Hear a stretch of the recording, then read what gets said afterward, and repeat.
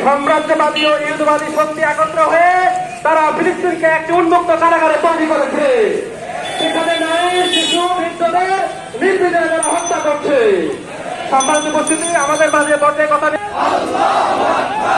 আসসালামু আলাইকুম ওয়া রাহমাতুল্লাহি ওয়া বারাকাতুহু। আউযু বিল্লাহি মিনাশ শাইতানির রাজীম। বিসমিল্লাহির রহমানির রহিম। ওয়াকাতিলুহুম হাত্তা লা তাকুনু ফিতনাতুন ওয়া ইয়াকুনুদ দীনু লিল্লাহ।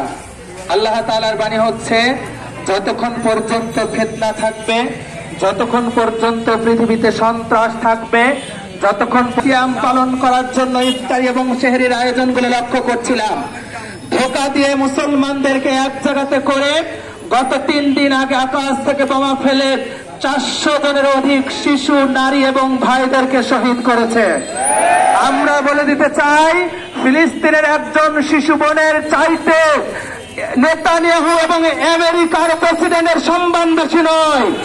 ফিলিস্তিনের একজন মুজাহিদের চাইতে গোটা ইহুদিকে যদি একদিকে দেওয়া হয় তারপরে সম্মান বেশি নয়। 400 জন শিশু, নারী এবং বোনদেরকে শহীদ কেন করা হলো, এটা আমেরিকাকে জবাব দিতে হবে। খুনি স্বৈরাচার নেতানিয়াহুকে জবাব দিতে হবে। আমরা স্মরণ করিয়ে দিতে চাই, রাসূলুল্লাহর সাথে ইহুদি চুক্তিবদ্ধ হয়েছিল বনি কুরাইজার 3টি গোত্র। তারা তাদের চুক্তি